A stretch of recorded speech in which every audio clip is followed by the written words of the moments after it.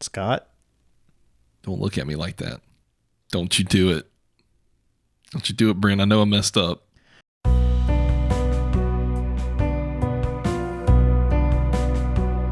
Hello, I'm Brent. And I'm Scott.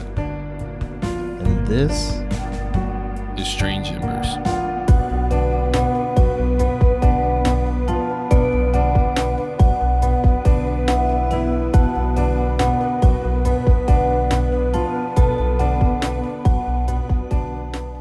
Just so everybody else is in on this look that I'm giving them right now, is we're running this back again.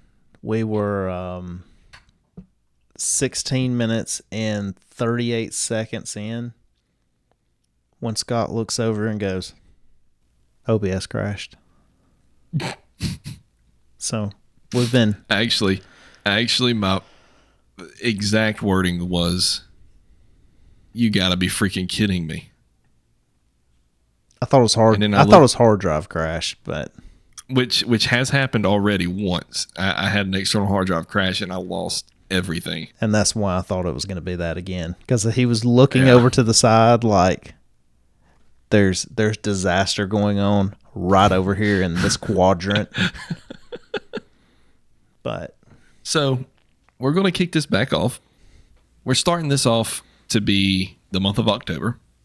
My favorite time of the year. Halloween. It's the most wonderful time of the year. No, that's Christmas. When the ghosts and the goblins are... See what you did there. So, me and Brent talked about it for a little bit, and I'm kind of on board with it, as long as he's on board with it. We've got to do his second David Parker Ray. Has to be released. Once it's released, then it's going to be 50 state haunts for October. Does that sound good to you? Yeah, I like it. I love it. And I think what Brent was saying he's going to try to go for, and I'll probably do the same, and we might bounce off of each other, is go for the most Halloween-esque. Haunted places, Halloween-esque vibes. Or Halloween stories. Yeah, something. It'll still be just something. It'll still be the haunted 50 state haunt, but more right. Halloween-y. Yeah. Halloween-y. See, y'all don't even get to hear the joke that he told her. Like, he had me so good. Y'all don't even get to hear it because he didn't record it. They don't get to hear it. No, not at all. I mean, that's not, no. I'm not even telling no more. No, it's not the same now. It was a good one. It made Brent actually genuinely laugh. Yep. Too little, too late. Scott, spin the wheel. We have. Hey, Louisiana. I know what it is. It's going to be Louisiana. I know what it is. I've already been here. I've already done this. And I'm not even going to type it in because I've already typed it in once and I'm not doing it again. But it's there. Just so y'all know. I really hope that y'all are enjoying this retake as much as I am because this is so funny. It's not. It's really not. I had my whole story just about told. And now I got to start all over. Yep. We'll jump into it. All right. So I'm going to do the Sagamore Hotel. And I'm going to go ahead and tell y'all it is an island. I'm sorry. It is an island. I'll be quiet. Yes. He has to throw that in there because the picture I saw of it, it's a gorgeous, phenomenal place. Picture I saw of it almost looked like a peninsula or a continuation of a land. However, it is not. It is an actual island on Lake George. It was opened in 1883, and it was built and financed by... And if you're listening to this, if you're not on YouTube, go look at the picture of this place. It is magnificent. Yes. Yes. It was financed entirely by a few of the Lake George residents, and it was built in a Queen Anne style. It is also protected by the National Register of Historic Places. Now, this hotel back in the 1800s, was notorious for hosting very famous and influential clientele, I guess would be the best way of placing or stating that. The hotel was named after the Sagamore, which was a Native American character in the James Fenimore Cooper novel, The Last of the Mohicans, as well as several islands around Lake George that were also given names from characters that were in the book as well. With this resort being so amazing and phenomenal, it did have some downfalls. It had a bad luck with fire, I guess would be the best way of saying that. In 1893, 1895, and in 1914, the place caught on fire. 1893, it was due to a firework explosion. There's a little snippet here I'm going to put on the screen. It reads, "Destructive firecracker causes a $100,000 fire at Lynn." That's an Brent, expensive. That is an expensive firecracker. Can you calculate that for me real quick? 1893 to today's money, $100,000, just to get an idea. And while he's doing that, the snippet also says Sagamore Hotel destroyed and probability of 1 life lost. Actually, there was multiple lives, not just one. In 1895, there was also a life lost there. In 1914, another fire broke out. It stayed a wreck from 14 to 1921, where a bunch of investors wound up rebuilding it. And all of the investors actually stayed and oversaw the whole reconstruction of the resort. I'm going to round up just a little bit. $3.5 million.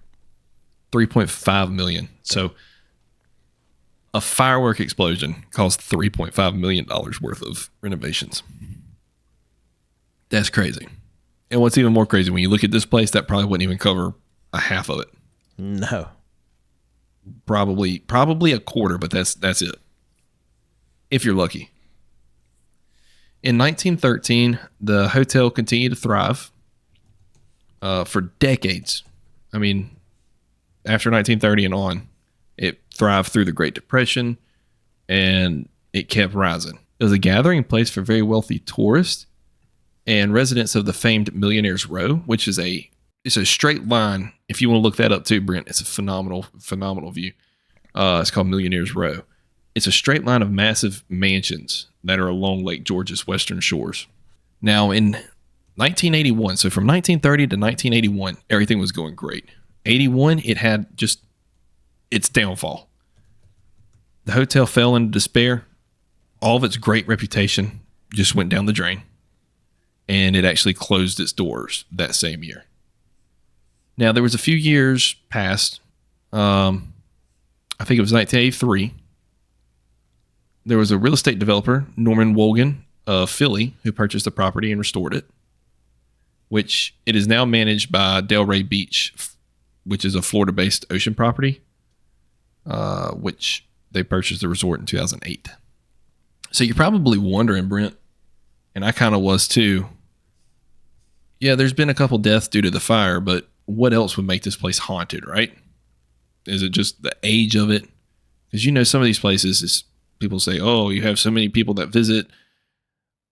It's because it's a hotel. Every hotel is haunted. Right. Well, you know what I was telling you about Mr. Information? It's a resort. It's a resort. Mr. Information going down the rabbit hole turned into misinformation. Yeah.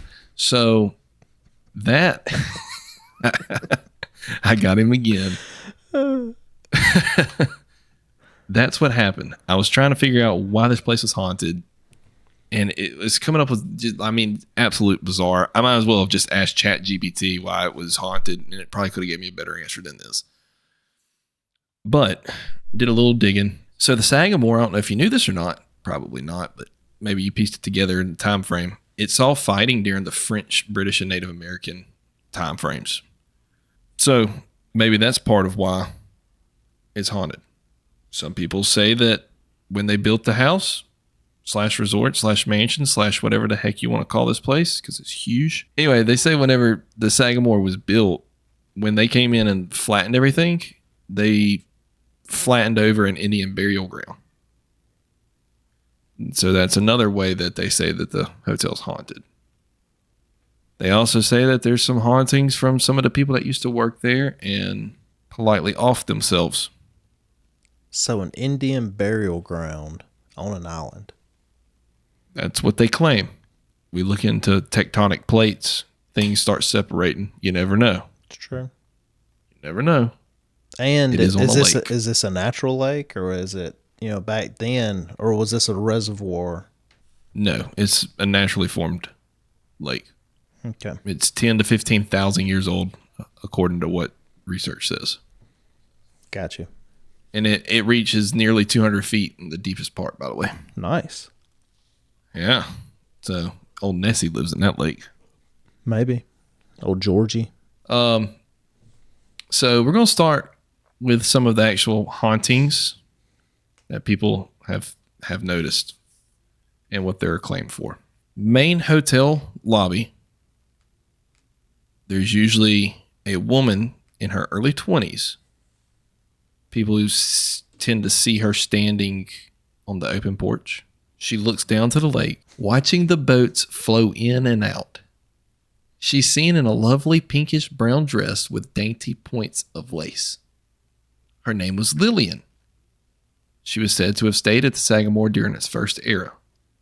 Also known to have visited the hotel with friends from Philadelphia to go boating in the calm waters of Lake George. Now, how she gets included into the hotel, I don't know. She didn't die there from what I could find. Unless Mr. Information turned into misinformation again, who knows? But inside of the rabbit hole.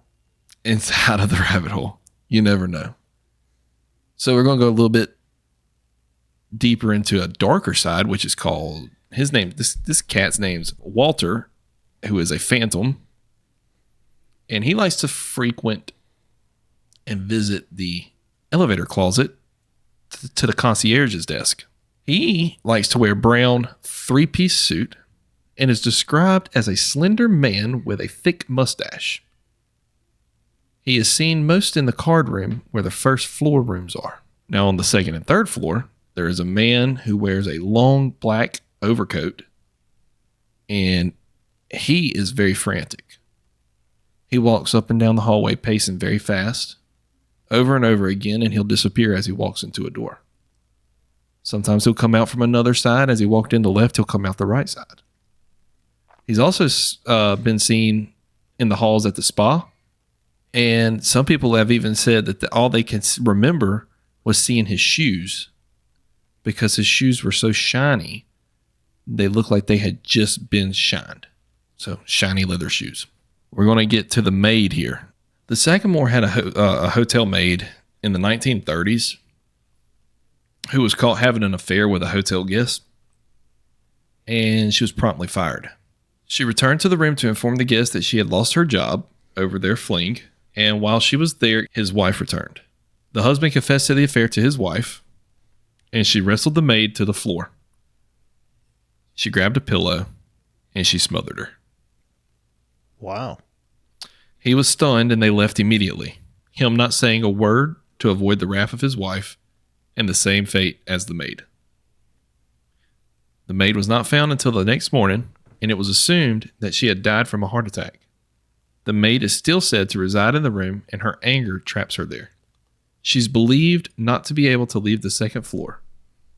Outside the hotel, the Sagamore's golf course is haunted by the spirit of a young boy killed by a car in the 1950s while chasing golf balls. He's well known for his pranks, including stealing golf balls and moving flags. Very nice. Now, there's one more story. This is a guest story. They stated it's multiple people. It's 2 women. 2 women were staying in the hotel. They ended up calling the resort soon after their stay with concerns. Their very first question was if the Sagamore Hotel was haunted. They had both seen a man in their room watching them and witnessed a ghostly child running through the end of the bed and into the room's bathroom. And that, sir, is the Sagamore. So it's still open till today. Correct, it is. How expensive is it? The Sagamore charges a $25 per room per night resort fee, which covers valet parking, Wi-Fi access to the fitness room, and even a 90-minute lake cruise aboard the Morgan, the resort's 72-foot replica of the 19th century touring vessel. Nice. So, Mr. Brent, we know you've got a phenomenal story coming up, so I'd love to hear it.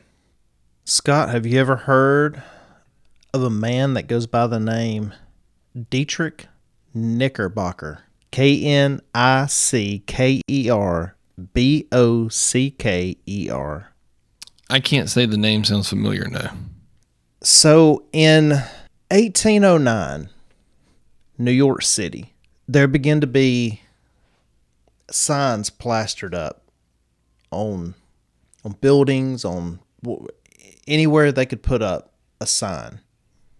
It was being plastered up. It was in the newspapers. One newspaper that was in New York City read, "A well-known Dutch historian, Dietrich Knickerbocker, had disappeared from his hotel." And the person that made this post in the newspaper also said, if Mr. Knickerbocker remained absent, that he's going to publish his manuscript that he had left behind. And with that being said, a couple of weeks goes by and he isn't found. So his book is published. And the book that was published was A History of New York from the Beginning of the World to the End of the Dutch Dynasty by Dietrich Knickerbocker. And it became a bestseller. That, unbeknownst to him at that point in time, Washington Irving, a famous author, was the father of viral advertisement, because Dietrich is not a real person. Dietrich was a pen name that Washington Irving wrote up under. And through this whole hoax, this whole shenanigan that he put out about this missing famous author, it had everybody up in arms about it. And as soon as this book was released by Dietrich, they were knocking down the doors. They wanted this book. They had to see what it's all about. So have you ever heard of Washington Irving? I have. So Washington Irving, for anybody else that does not know who he is, he would be the creator of a book called The Legend of Sleepy Hollow. So Sleepy Hollow is a little town, a little sleepy town, no pun intended.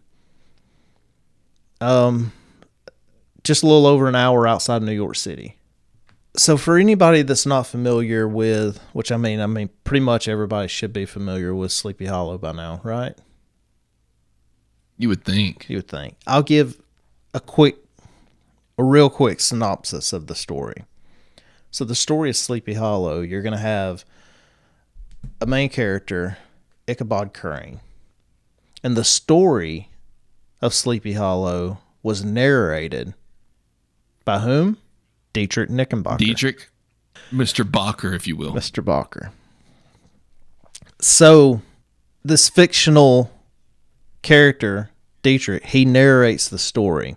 So this character that Washington Irving created, he was a historian of sorts, and whenever he would tell these stories, as in The Legend of Sleepy Hollow, it's told as in Dietrich was in New York City and found out about this story through history and through looking things up. He told it as if it was a real tale. And so that began the legend of Sleepy Hollow to become what it did become. So for those that don't know, it's Ichabod Crane. He was a school teacher, tall, very slender school teacher that came to town, and the town was Sleepy Hollow.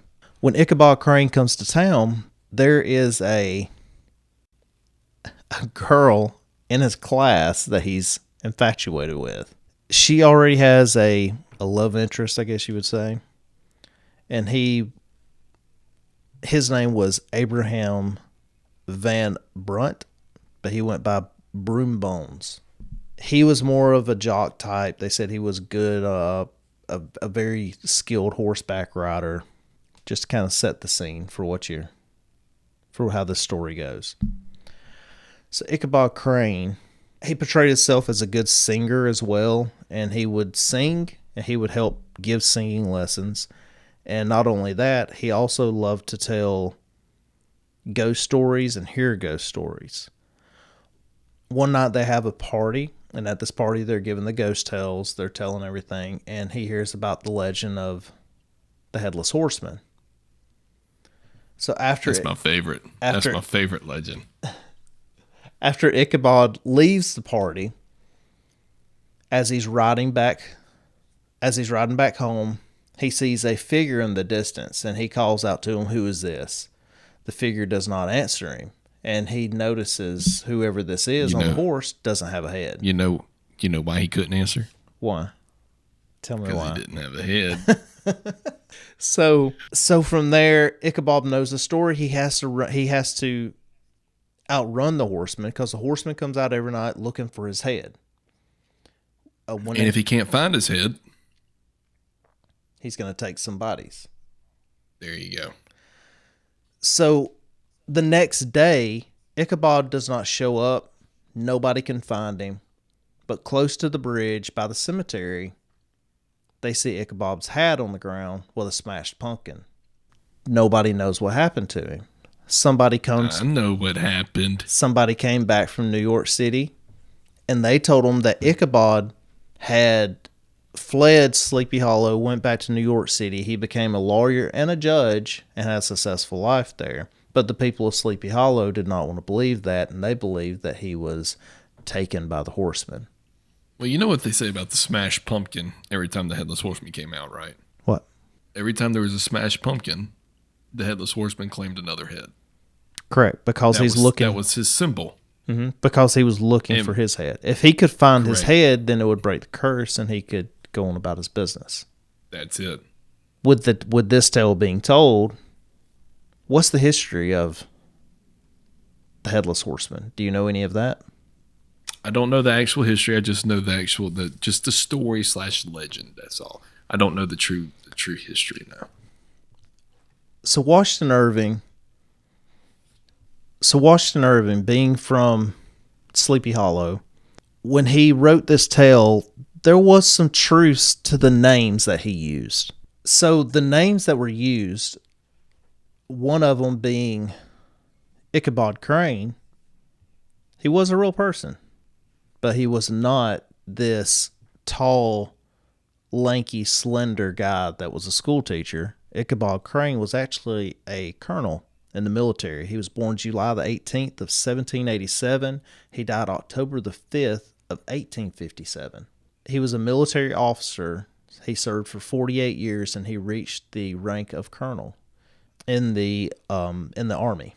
His name, he was born in Elizabethtown, New Jersey. He was buried Staten Island, New York. So he was from the area up there. He knew the name. Now, as far as Ichabod Crane, and that's his picture up there that you can see. Mm-hmm. As far as he goes, he had nothing to do with this story. It was just this name. It was given that Washington Irving just knew the name. He used it. Now, the Headless Horseman. Is there any truth to the Headless Horseman part of it? Let's go into that just a little bit, shall we? Joke's on everybody. It wasn't the actual rider who was headless. It was the horse that was headless. It was. See, everybody pronounces it the Headless Horseman. What if it's the Headless Horse, man?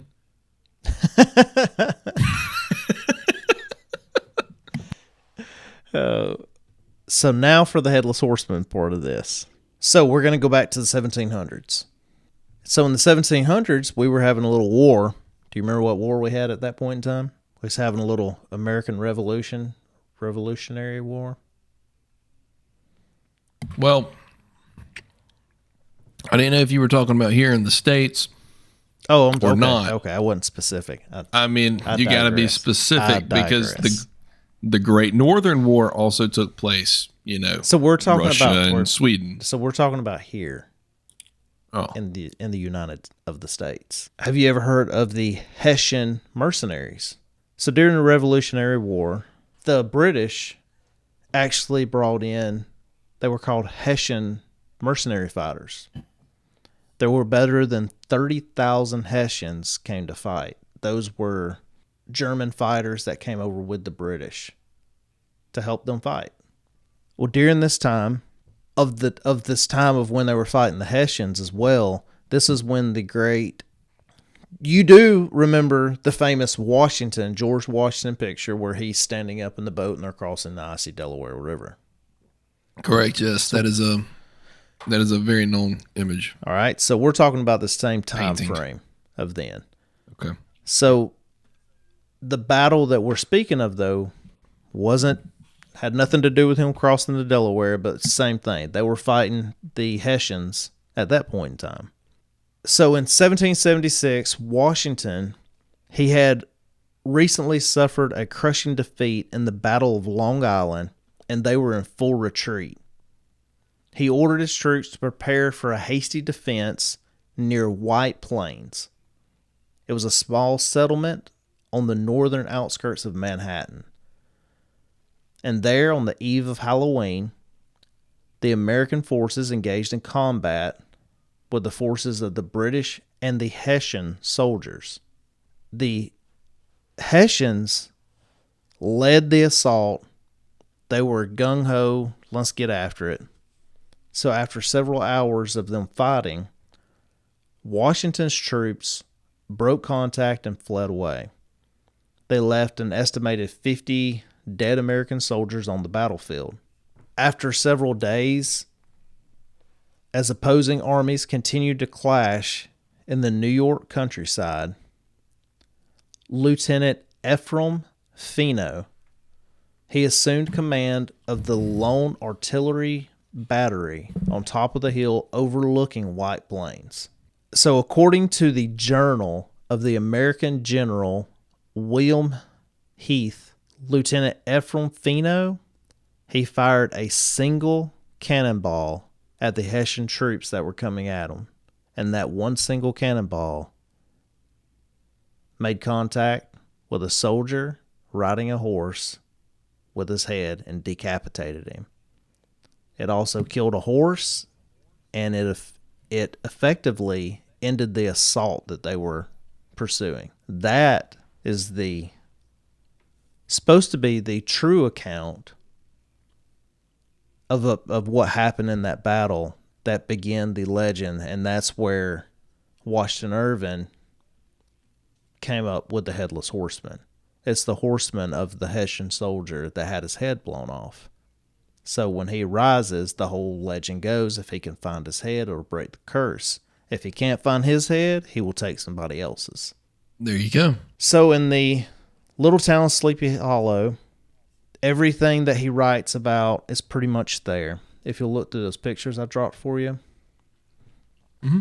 So the bridge, if you look up under that picture of Ichabod Crane. Yep. The wooden bridge. That's the bridge. That's the Headless Horseman Bridge. That's the current bridge. If you go down to the next picture, that's the only known picture to exist still of the original Headless Horseman Bridge. No kidding. Yep, that's it right there. That's the bridge that you see in that second picture. It's what it says. That's the spot. Thought to be the only photograph in existence of the original Headless Horseman Bridge in North Tarrytown, made famous by Washington Irving in his Legend of Sleepy Hollow. Yep. If you go down one more time, there's the headstone of Washington Irving. And I have many more pictures I sent to you in email that you can drop through the episode. But, sure. That is the quick summed up version of the Legend of Sleepy Hollow. I love Sleepy Hollow and the Headless Horseman, both of them. I love both stories. So this is that time of the year where Sleepy Hollow, they love this time of the year there. There are, I think I've had pictures in there, but there's a lot of people. They put Headless Horseman stuff up and, all over the place up there, obviously. But they really go all out for Halloween. And I do want to give one honorable mention to New York, because this was hard not to do this one also, but I really wanted to talk about Sleepy Hollow. Wings Castle is 75 miles north of New York City. It is in Millbrook, New York. Wings Castle is a place that you can go and stay. They have some themed rooms, one of them being the dungeon. It's a bed and breakfast. I wanted to just honorable mention that one because you need to go to the website and look at it. You need to go to the website and look at this place. It's amazing. So with that said, everybody, that was my summed up fast tale of Sleepy Hollow and of Sleepy Hollow, New York. And if you're up that way, go by, see the Bridge of the Headless Horseman. So I guess without any further ado, we will see y'all very soon. Louisiana. Until then, everybody always remember, you have to make it across the bridge at night. Or he'll take your head. Good night, everybody.